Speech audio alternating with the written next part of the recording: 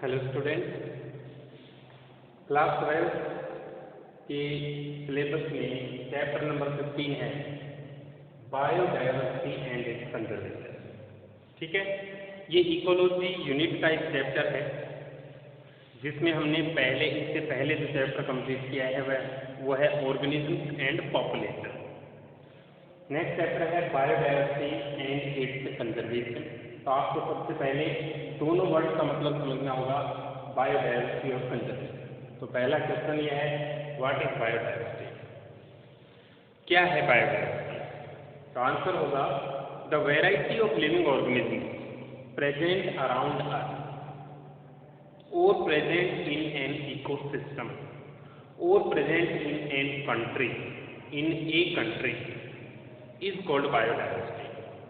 Bio means life और diversity means variety. मतलब variety of life forms which are present around us, they constitute biodiversity.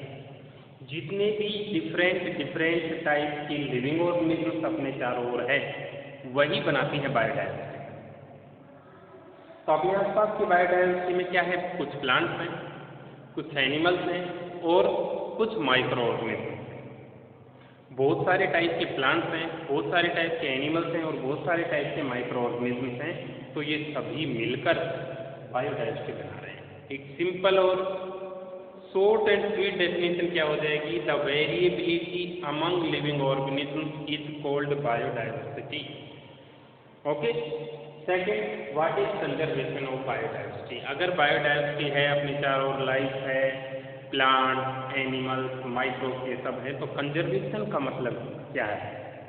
Conservation means to protect the living organism present around us, to protect them from their extinction.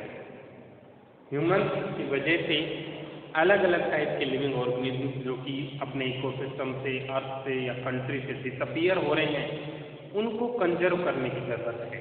तो वो होगी conservation of biodiversity, जो कि human race की इस अर्थ पर survival के लिए बहुत ही एसेंशियल है। ठीक है, तो सेकेंड होगा what is conservation? To protect the living organism present around us from their extinction is called conservation of biodiversity. समझे यहाँ तक? Variety of plants, animals and microbes present around us constitute biodiversity. ठीक है, तो conservation की जरूरत इसलिए है कि लिविंग ऑर्गेनिज्म, जो एनिमल, जो प्लांट, जो माइक्रोब्स ह्यूमंस के अलावा भी इस अर्थ पर हैं, वो भी इस इकोसिस्टम को स्टेबल बनाने में अपना एक मेन रोल प्ले करते हैं। इसलिए उनको एक्सटिंक्शन से बचाना जरूरी है, क्योंकि अगर वो कहीं से एक्सटिंक्ट हो गए तो उनका प्लेस ह्यूमंस तो ले नहीं सकते, इसलिए इकोसिस्टम अनस्टेबल हो सकता है। तो सबसे पहले हम पढ़ेंगे लेवल्स ऑफ बायोडायवर्सिटी, जो सबसे इम्पोर्टेंट पार्ट है इस चैप्टर का, शुरू में ही है, जो कि साइंटिस्ट ने दिए थे। उस साइंटिस्ट का नेम है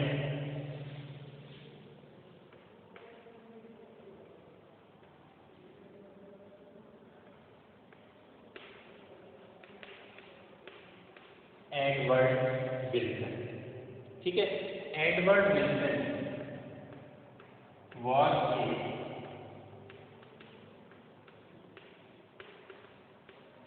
सोशियोबायोलॉजिस्ट। ठीक है, और उसने डाइवर्सिटी के 3 अलग अलग लेवल्स दिए थे। अब आप इसको बहुत अच्छे से समझें, ये तीनों लेवल्स क्या बताते हैं।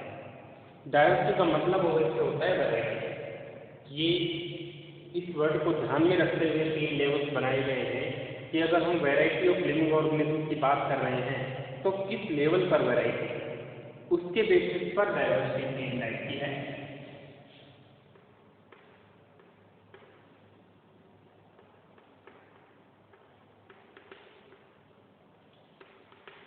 First is genetic diversity. Genetic diversity का मतलब आप समझिए कि कोई भी एक स्थिति जो इस अर्थ पर है, मान लीजिए ह्यूमन,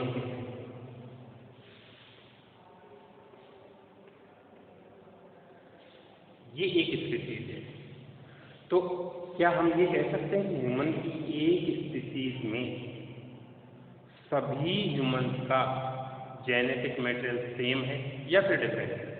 तो आप ऑब्वियसली कहेंगे डिफरेंट है। तो ह्यूमन एक ही स्पीसीज है, उसमें भी डिफरेंट टाइप्स हैं, इसका मतलब ह्यूमन की एक स्पीसीज जेनेटिक डाइवर्सिटी शो कर रही है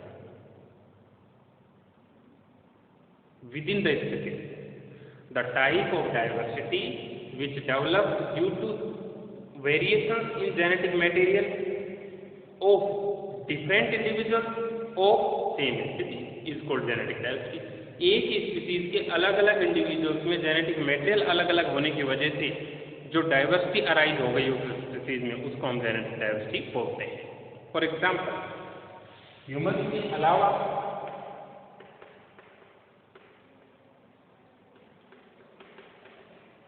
रावोल्फिया, वोमिटोरिया, ये एक प्लांट है, ये मेडिसिनल प्लांट है जिससे हमें मेडिसिन ऑब्टेन होती है। एल्केलॉइड है जिसको बोलते हैं रेसरपीन। ठीक है, इस रेसरपीन को हम मेडिसिनल पर्पज के लिए यूज करते हैं। तो अब यहाँ पर डाइवर्सिटी क्या होगी कि राउल्फिया वोमिटोरिया जो कि एक रीजन में ग्रो कर रहा है, स्पीसीज तो वही है, एक रीजन में ग्रो कर रहा है, उसके लीफ से हमें 1 ग्राम रेसरपीन मिल रहा है, वही स्पीसीज है।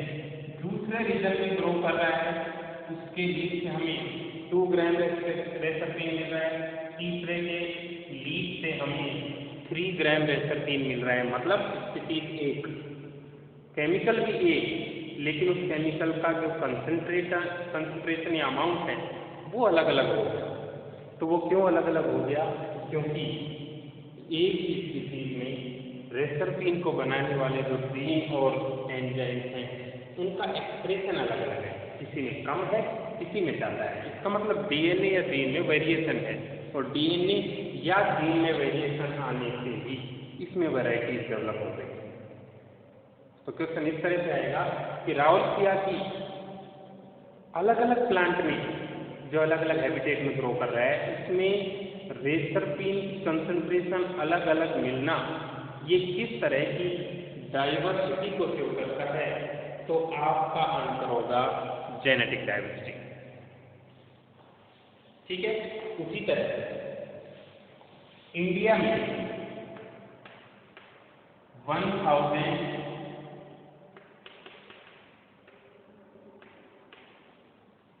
जेनेटिक वैरायटी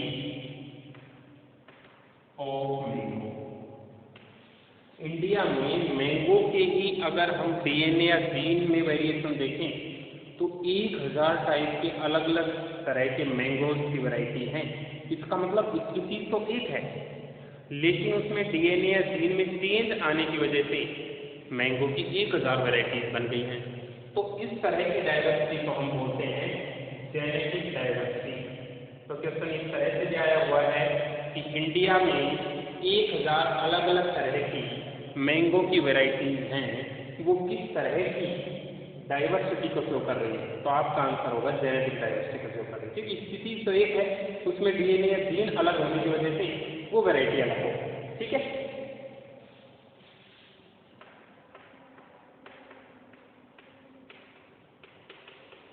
अगर इंडिया में देखें तो 50,000 अलग अलग टाइप के राइस की वैरायटीज हैं।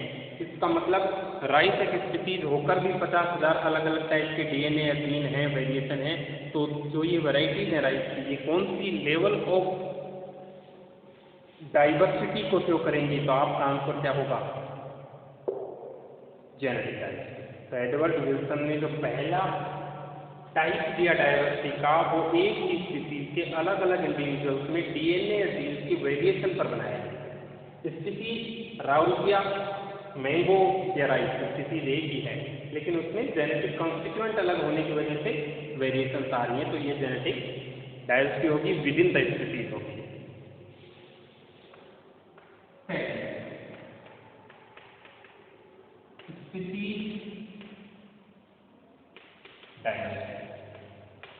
स्पीसीज डाइवर्सिटी का मतलब क्या है? जब दो अलग अलग रीजन्स में एक पर्टिकुलर ग्रुप या फिर क्लास की अलग अलग स्पीसीज का नंबर कम या ज़्यादा हो तो वो स्पीसीज डाइवर्सिटी होगी। फॉर एग्जाम्पल मान लीजिए कि डेजर्ट के अंदर या फिर जो ईस्टर्न घाट होते हैं वेस्टर्न घाट, दो घाट है इंडिया में, ईस्टर्न और वेस्टर्न घाट। इनमें से वेस्टर्न घाट में बायोडायवर्सिटी ईस्टर्न घाट के कंपैरिजन में बहुत ज़्यादा है। वेस्टर्न घाट इंडिया के एक तरह से बायोडायवर्सिटी हॉटस्पॉट माने जाते हैं। अगर हम कंपेयर करें कि ईस्टर्न घाट में वेस्टर्न घाट के कंपैरिजन में एम्फीबियंस की डायवर्सिटी बहुत कम है, तो ये किस तरह का डायवर्सिटी लेवल हुआ स्पीसीज का? क्यों? क्योंकि एम्फीबियंस की स्पीसीज अगर ईस्टर्न घाट में 50 टाइप की है तो वेस्टर्न घाट में 100 टाइप की है। तो क्योंकि स्पीसीज की अलग अलग टाइप है, इसलिए इस डायवर्सिटी को हम स्पीसीज डायवर्सिटी बोलते हैं। ठीक है, example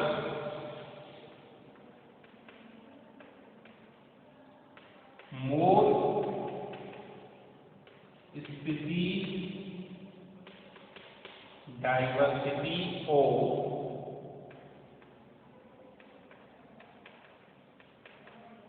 amphibians in western Ghat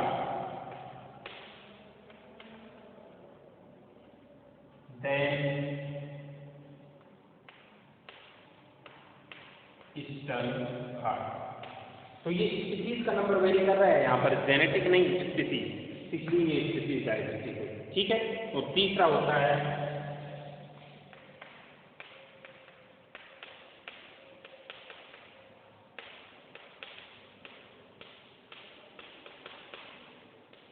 ecological diversity, मतलब the type of diversity present at two different ecosystem level. Ecosystem के लेवल पर जो डायवर्सिटी है वो इकोलॉजिकल डायवर्सिटी है। जैसे tropical rain forest have more ecological diversity as compare to desert. ठीक है, क्योंकि वो दोनों अलग अलग इकोसिस्टम हो गए। तो ट्रॉपिकल रेन फॉरेस्ट में तो बारिश भी खूब है, सनलाइट भी खूब है, इसलिए वहाँ डायवर्सिटी कम है, और डेजर्ट में नहीं, सॉरी, वहाँ डायवर्सिटी ज़्यादा है और डेजर्ट में कम है। तो इस तरह का जो डायवर्सिटी का लेवल होगा वो इकोलॉजिकल होगा।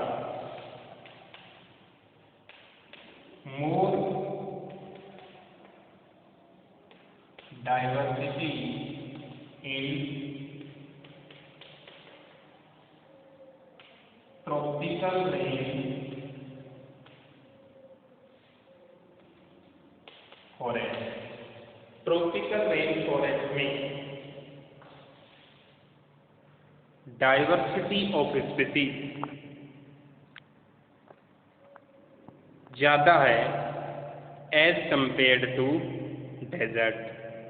तो इस तरह की जो डाइवर्सिटी है वो होगी इकोलॉजिकल डाइवर्सिटी।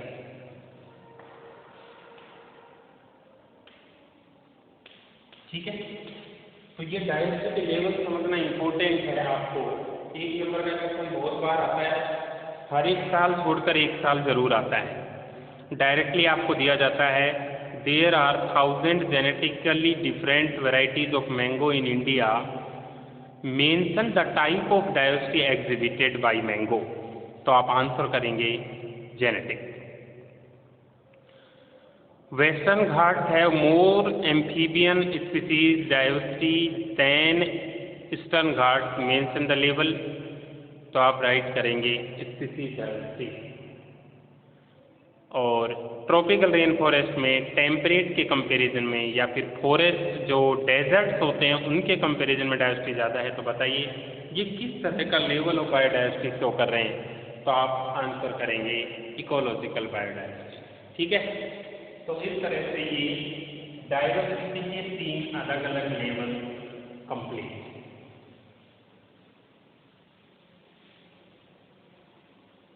ठीक है, तो ये लेवल्स ऑफ डायवर्सिटी किसने दिए?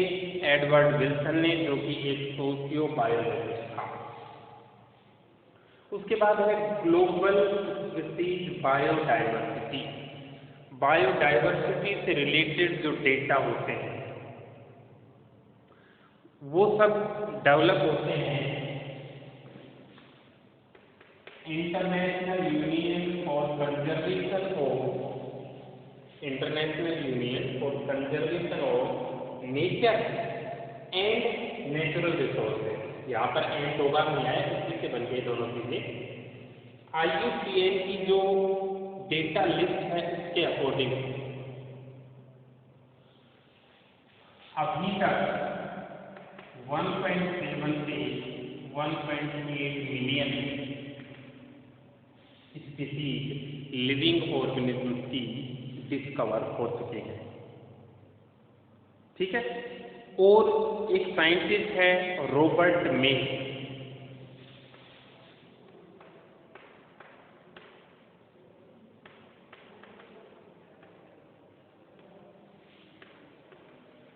उसके अकॉर्डिंग इस पूरी ग्लोबल जो स्पीसीज डायवर्सिटी थी ग्लोब की, वो लगभग 7 मिलियन के करीब है। तो ये इसका एस्टिमेशन है रॉबर्ट मे का, इसका अकॉर्डिंग 7 मिलियन है। और अभी तक कितने डिस्कवर हो चुके हैं। तो क्या डाइवर्सिटी सभी लिविंग ऑर्गेनिज्म्स की सेम है या कुछ में वैरायटी ज़्यादा है कुछ में कम है? तो आंसर होगा कुछ में वैरायटी ज़्यादा है और कुछ में कम है। तो कुछ डेटा जो आपको लागू करने के डेटा है वो मैं आपको बताता हूँ कि टोटल फंजाई की जितनी स्पीसीज हैं,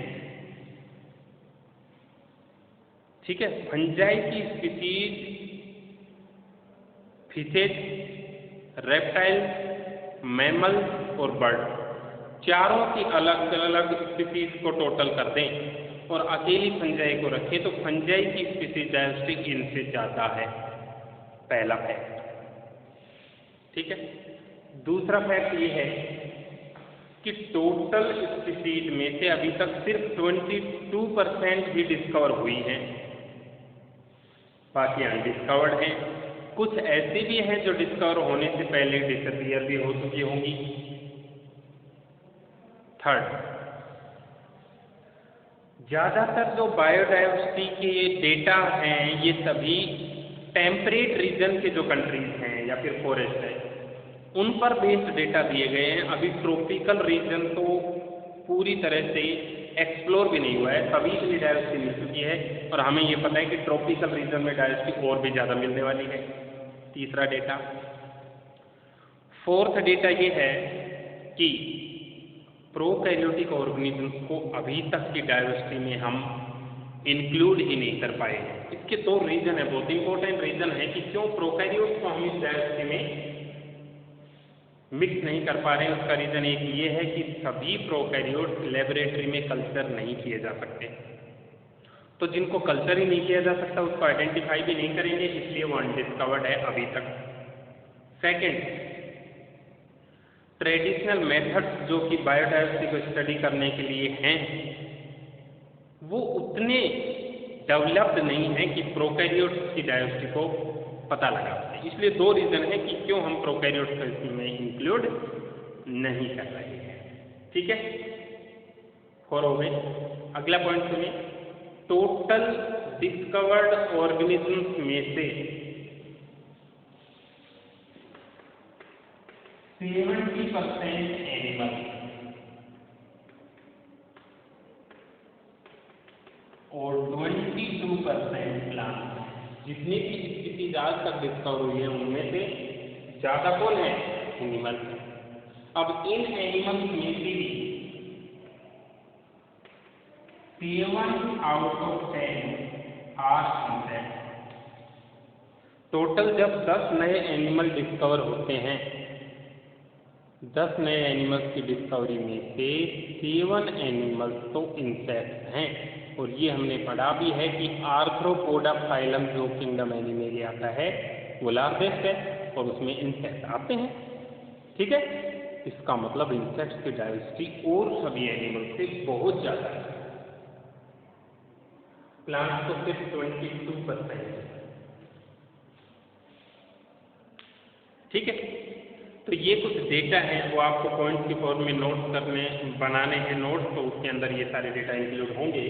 उसके बाद इम्पोर्टेंट पार्ट ज़्यादा पहले तो ये था कि लेवल्स क्या हैं, उसके बाद ये है कि हम वर्टिब्रेट, इनवर्टिब्रेट और प्लांट्स, मैं यहाँ पर प्लांट्स को लिख देता हूँ, वर्टिब्रेट, इनवर्टिब्रेट और प्लांट की जो डाइवर्सिटी के पाई चार्ट है ये बहुत इंपॉर्टेंट है। ये इंपॉर्टेंट था, फिर ये ज़्यादा इंपॉर्टेंट है। तो ये पाई चार्ट कैसे बनाते हैं उनके डिक्रीजिंग और इंक्रीजिंग ऑर्डर के बेसिस पर, वो समझे। पाई चार्ट का आइडिया तो आपको होगा कि एक सर्कल बनाकर उसमें परसेंटेज के बेसिस पर डिस्ट्रीब्यूशन कर देते हैं।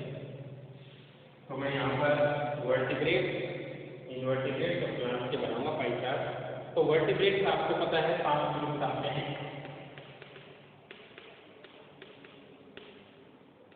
स्पीसीज, एम्फीबिया, रेप्टिलिया, एवी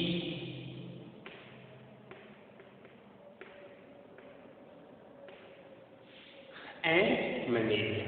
ये 5 बड़ी क्लासेस किसके अंदर आ रही हैं? वर्टिब्रेट के अंदर। तो इनमें कौन ज़्यादा होगा आपके हिसाब से?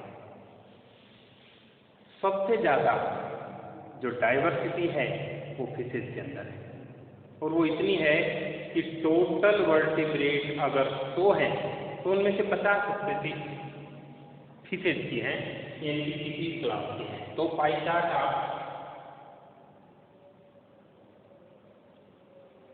इस तरह से बनाएंगे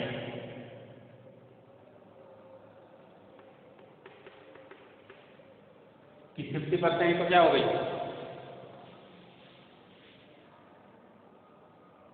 फिशेज, और बच गई 4 क्लासेज वो इसके अंदर आ गई। तो आप इसको कैसे याद रखें? एस बी राम,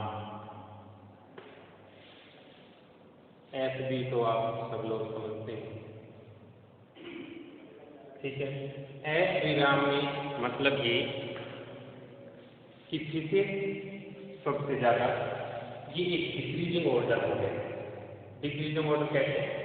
सबसे ज़्यादा फिशेज, उससे कम बर्ड, उससे कम रेप्टाइल, उससे कम एम्फीबियन और सबसे कम मैमल्स हैं। तो ये डिक्रीजिंग ऑर्डर हो गया।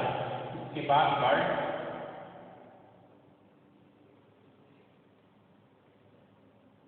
फिर रेप्टाइल,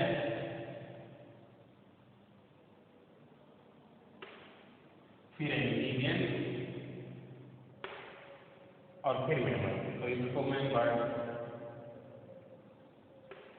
रेप्टाइल, एम्फीबियन और मैमल, ठीक है। तो ये पाई चार्ट है जो कि पूरी अर्थ पर वर्टिब्रेट की स्पीशीज डायवर्सिटी को शो कर रहा है।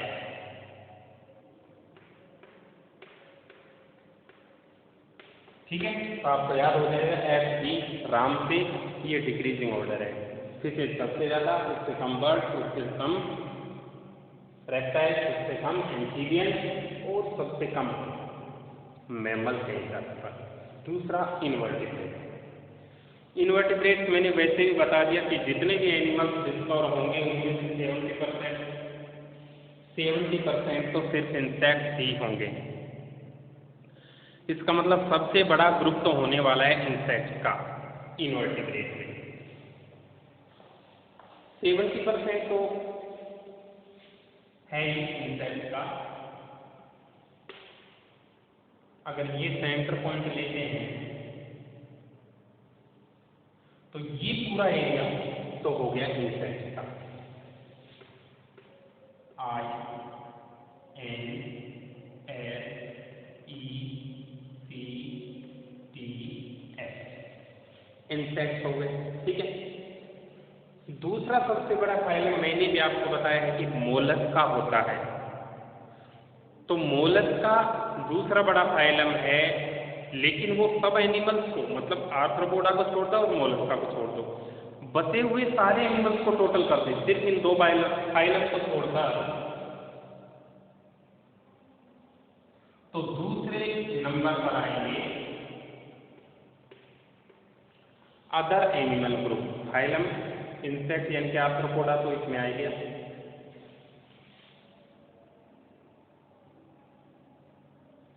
मोलस्का ये है, और आर्थ्रोपोड के भी क्रस्टेशियन, ये भी आर्थ्रोपोडा ही है, ये भी इंसेक्ट है।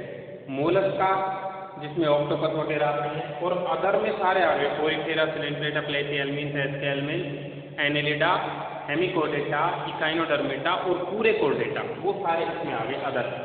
ठीक है, तो सबसे बड़ा इंसेक्ट आई, उसके बाद अदर एनिमल ग्रुप ओ, उसके बाद मोलस्का और उसके बाद क्रस्टेशियन। तो ये लर्न करने का एक तरीका हो गया कि इनवर्टिब्रेट का डिक्रीजिंग ऑर्डर क्या होगा।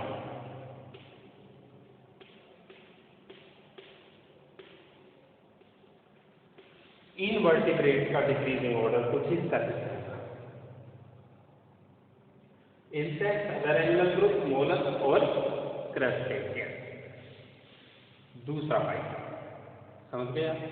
उसके बाद तीसरा प्लांट, पूरे अर्थ पर, ग्लोब पर प्लांट के डिस्ट्रीब्यूशन के लिए पाई चार्ट। आपके हिसाब से प्लांट में सबसे ज्यादा कौन से प्लांट प्रेजेंट होने चाहिए? जो सबसे एडवांस प्लांट हैं और सबसे प्रिमिटिव प्लांट है ना, वही अर्थ पर सबसे ज्यादा है। सबसे एडवांस प्लांट फ्लावरिंग प्लांट यानी कि एंजियोस्पर्म है, और सबसे प्रिमिटिव प्लांट थैलोफाइटा की एल्गी है। ठीक है, तो आप ये भी समझ सकते हैं कि 80% जो टोटल प्लांट है वो ये दो ही ग्रुप कंस्टिट्यूट कर रहे हैं। तो आप इस तरह से पाई चार्ट समझें।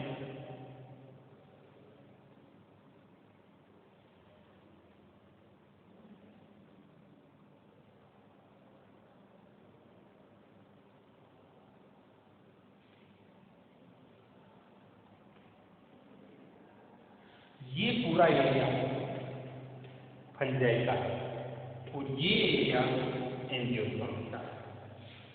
फंजाई एंजियोस्पर्म से थोड़ी सी ज्यादा होती है, 0.6% का। तो यहाँ पर थोड़ा देख लेना मेजरमेंट। तो फंजाई सबसे ज्यादा, मैंने वहां पर एंटी बोला था, फंजाई सबसे ज्यादा है और एंजियोस्पर्म उससे कम है। उसके बाद algae,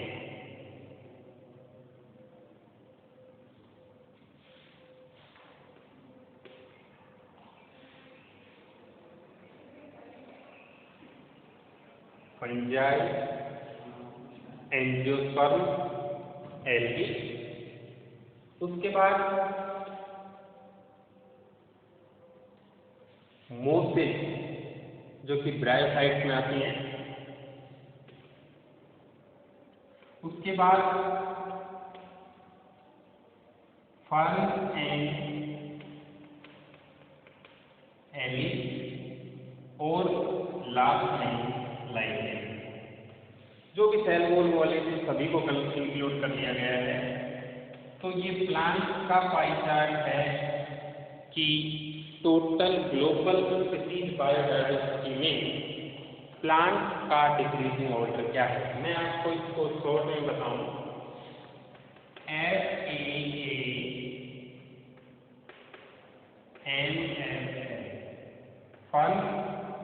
fungi, angiosperm, algae, mosses, ferns and allies और लाइकेन।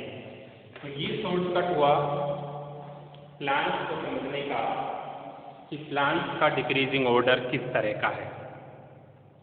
तीनों ही पाई चार्ट और तीनों ही बायोडायवर्सिटी के लेवल सबसे इम्पोर्टेंट पार्ट इंक्लूड करते हैं इस चैप्टर के फर्स्ट वीडियो लेक्चर में जो टॉपिक्स एक्सप्लेन कर रहा हूँ।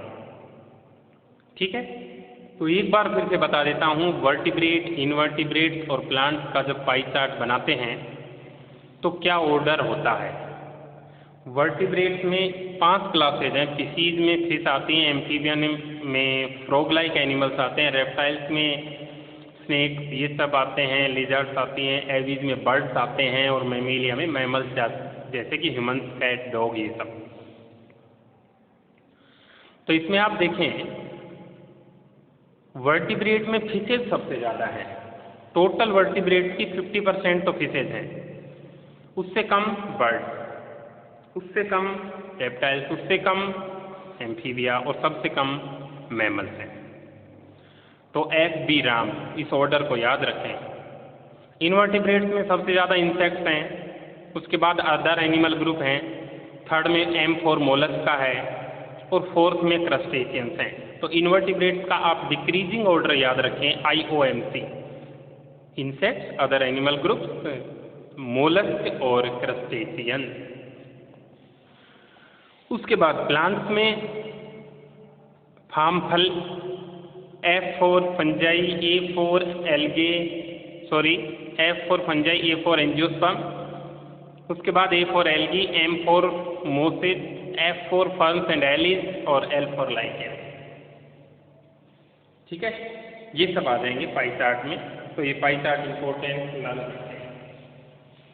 उसके बाद बायोडायवर्सिटी का इंडिया में स्टेटस क्या है?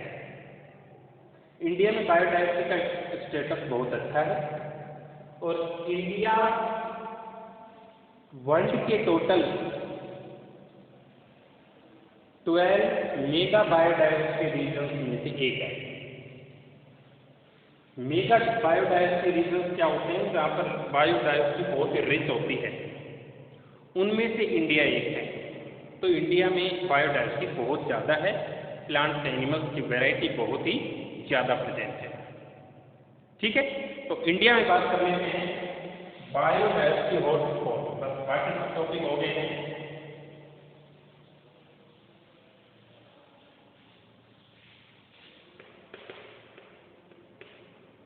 India,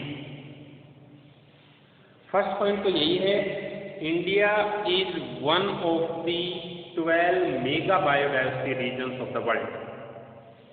first. सेकंड ये है,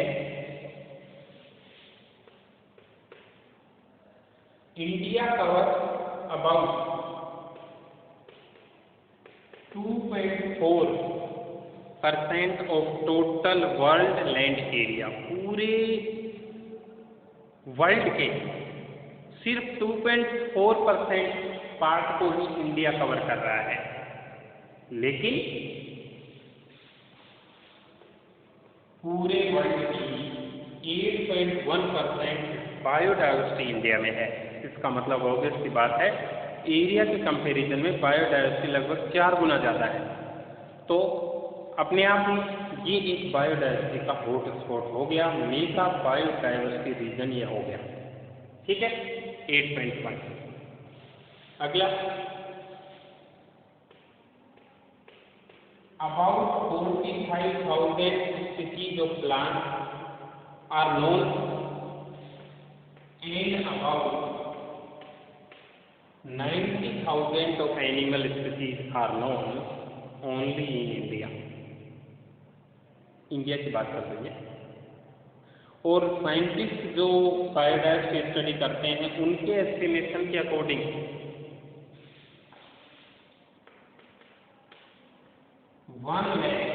more than 1 lakh plant species and more than 3 lakh animal species अभी भी अनडिस्कवर्ड है। इंडिया की बात कर रही है। ठीक है, समझिए। तो ये सब डेटा है इंडिया से रिलेटेड कि इंडिया में किस तरह की डायवर्सिटी है। तो इन सभी डेटा से आप कंक्लूड भी कर सकते हैं कि इंडिया बायोडायवर्सिटी कंट्रीज में आता है। बायोडायवर्सिटी वेल्थ जो है इंडिया की बहुत अच्छी है, इसीलिए large number of medicinal plants और इसके अलावा और भी टाइप के जो प्लांट्स हैं उनका सोर्स रहा है इंडिया पहले से ही। मैं एक बार फिर से रिपीट कर देता हूँ, टोटल 12 बायोडायवर्सिटी रिच कंट्रीज जो हैं, मेगा बायोडायवर्सिटी रीजन है, उनमें से एक है इंडिया। टोटल वर्ल्ड के एरिया का 2.4% कवर करता है इंडिया। टोटल वर्ल्ड की बायोडायवर्सिटी का 8.1% इंडिया में है। 45,000 के अराउंड प्लांट की स्पीसीज डिस्कवर हो चुकी हैं इंडिया में, 90,000 के करीब एनिमल्स की, अनडिस्कवर्ड 1 लाख से भी ज़्यादा हैं प्लांट्स और 3 लाख से भी ज़्यादा हैं एनिमल की स्पीसीज। ठीक है, ये सब डेटा इंडिया से रिलेटेड है। अब अगर हम ये डायवर्सिटी के डिस्ट्रीब्यूशन की बात करें कि डायवर्सिटी इंडिया और अदर कंट्रीज में थ्रू आउट द वर्ल्ड किस तरह से डिस्ट्रीब्यूट होती है, तो उसके लिए थोड़ी सी आपको नॉलेज होनी चाहिए अर्थ के जोन्स और रीजन्स के बारे में, जिसमें मेनली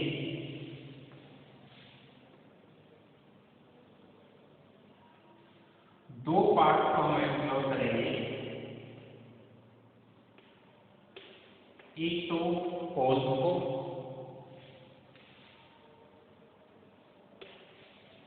और एक इक्वेटर। ठीक है, दो टर्म्स आपने पहले भी सुनी है, लैटिट्यूड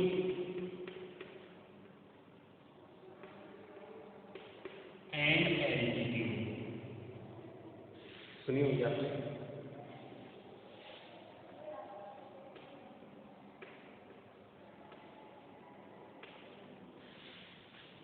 इक्वेटर से डिस्टेंस लैटिट्यूड और ओशियन या सी की सरफेस से हाइट एल्टीट्यूड से डिनोट करते हैं। और लैटिट्यूड एल्टीट्यूड का रोल बायोडायवर्सिटी के डिस्ट्रीब्यूशन में बहुत ही बड़ा है। और ब्रॉडली अगर हम देखें तो इक्वेटर से लेकर पोल तक जाने में, इसको मैं अलग तरीके से बना देता हूँ।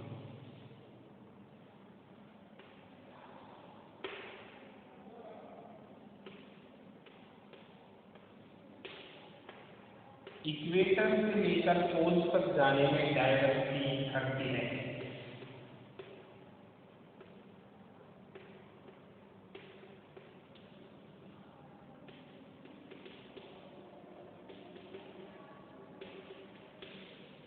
डिग्रीज होती है।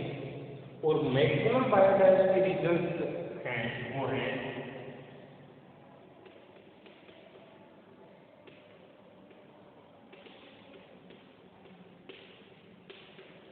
Tropical rain forest. जो दुनिया में सबसे ज़्यादा बायोडायवर्सिटी है वो है ट्रॉपिकल रेन फॉरेस्ट के अंदर।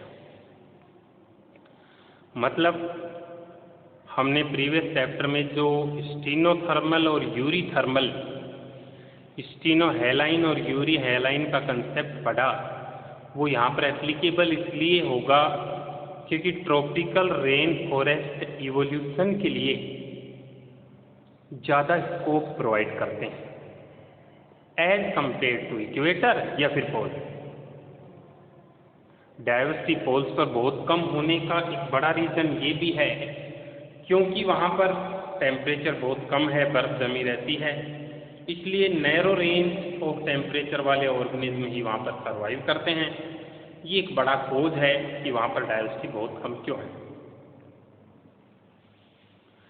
दूसरा, ट्रॉपिकल रेन फॉरेस्ट में बायोडायवर्सिटी बहुत ज़्यादा क्यों है, इसके भी 3 अलग अलग खोज हैं। ये एनुअल मतलब बोर्ड के एग्जाम में भी पूछा गया था पहले कि रीजन्स बताएं कि क्यों ट्रॉपिकल रेन फॉरेस्ट में बायोडायवर्सिटी इतनी ज़्यादा होती है। इनको मैं एक्सप्लोर तो नेक्स्ट वीडियो लेक्चर में करूँगा, अभी मैं ब्रॉडली बता देता हूँ कि ट्रॉपिकल रेन फॉरेस्ट में जो सनलाइट की अवेलेबिलिटी है वो बहुत ज़्यादा है, एक कारण। दूसरा, ट्रॉपिकल रेन फॉरेस्ट एक लार्ज स्कोप, लार्ज रेंज रखते हैं जिसमें कि ऑर्गेनिज्म सर्वाइव कर सकती हैं और इवोल्व कर सकती हैं। तीसरा, ट्रॉपिकल रेन फॉरेस्ट ऐसे रीजन्स रहे हैं अर्थ की हिस्ट्री में जिनमें अनडिस्टर्ब्ड एनवायरनमेंट रहा है, अनडिस्टर्ब्ड, जिससे इवोल्यूशन ज़्यादा हुआ। अगर इवोल्यूशन ज़्यादा हुआ तो स्पीसीज, नई नई स्पीसीज का फॉर्मेशन भी ज़्यादा हुआ, और फॉर्मेशन ज़्यादा हुआ तो बहुत सारी स्पीसीज सर्वाइव कर रही है ट्रॉपिकल रेन फॉरेस्ट में। तो इस टॉपिक को हम 3 अलग अलग पॉइंट की फॉर्म में एक्सप्लोर करेंगे अगले वीडियो लेक्चर में। यहाँ तक आपको नोट्स बनाने हैं अच्छे से, ये पाई चार्ट और जो लेवल्स ऑफ बायोडायवर्सिटी उनको बिल्कुल कंसेप्ट बनाकर पढ़ें कि हाँ इनमें ये चीज़ एक्सप्लेन की गई है। ठीक है, रिमेनिंग पार्ट नेक्स्ट वीडियो में कवर करेंगे, नोट्स आप साथ साथ बनाते रहें। Okay, thank you.